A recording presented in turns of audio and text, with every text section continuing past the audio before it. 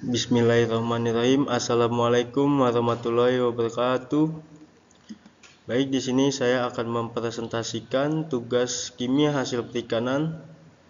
Sebelumnya, izinkan saya memperkenalkan diri. Nama saya Haris Sulistiawan, NRP 5822 311 4363. Prodi saya yaitu TPHD.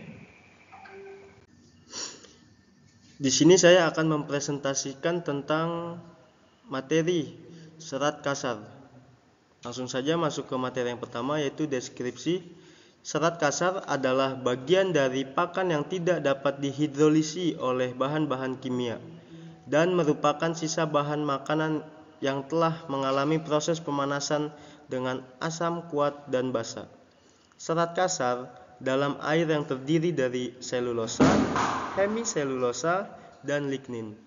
Kadar serat kasar yang tinggi pada pakan dapat menurunkan daya serap zat-zat makanan lainnya oleh saluran pencernaan, dalam arti nilai kecernaannya rendah. Kandungan serat kasar dalam pakan sesuai dengan standar minimal kadar serat kasar dalam pelet udang, yaitu 10%. Analisa kadar serat kasar merupakan indeks dan berguna untuk menentukan nilai gizi pakan dan bahan pakan. Ciri-ciri serat kasar. Yang pertama, tidak larut dalam air. Serat kasar memiliki sifat yang tidak larut dalam air, yang berarti tidak dapat diurai atau dicerna oleh enzim pencernaan manusia. Yang kedua, tidak memiliki nilai gizi.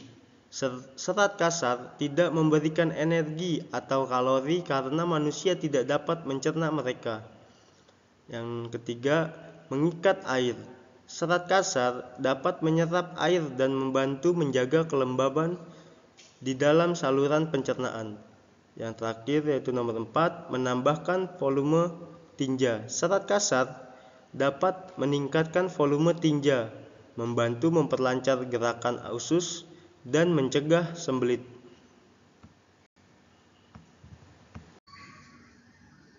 Oke, baik, kita masuk ke materi berikutnya, yaitu struktur serat kasar. Struktur serat kasar terdiri dari 3 komponen utama, yaitu selulosa, hemiselulosa, dan lignin.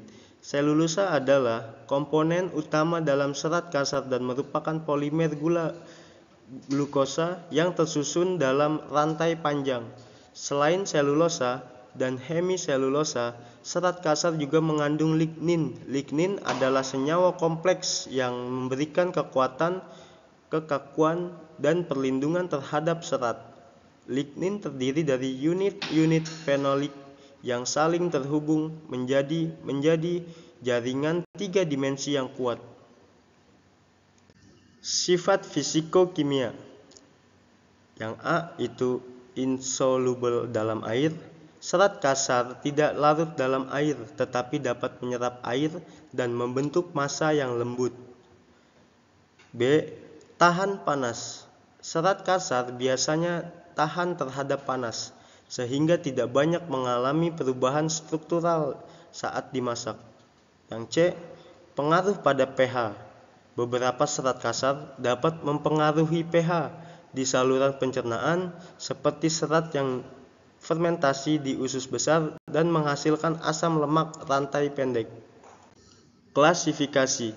Serat kasar dapat diklasifikasikan ke dalam 2 kategori utama berdasarkan sifat fisiko-kimianya, yaitu serat kasar larut dan serat kasar tidak larut. Serat kasar larut adalah serat yang dapat larut dalam air dan membentuk larutan atau gel.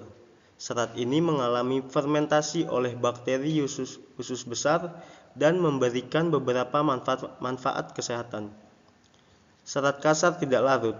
Serat kasar tidak larut dalam air dan tidak membentuk gel. Serat ini melewati sistem pencernaan manusia tanpa mengalami perubahan yang signifikan. Adapun metode ujinya, yaitu menggunakan metode gravimetri AOAC, adalah metode yang umum digunakan untuk menganalisis serat kasar. Langkah-langkah meliputi 1. Ekstraksi sampel dengan asam dan basa. 2. Pembakaran sampel untuk menghilangkan komponen organik lainnya. 3. Penimbangan residu serat kasar. 4. Perhitungan kandungan serat kasar sebagai selisih berat antara sampel awal dan residu serat kasar. Oke, cukup sekian presentasi saya pada kali ini mengenai tentang serat kasar. Kurang lebihnya mohon maaf. Wabillahi taufiq walhidayah. Wassalamualaikum warahmatullahi wabarakatuh.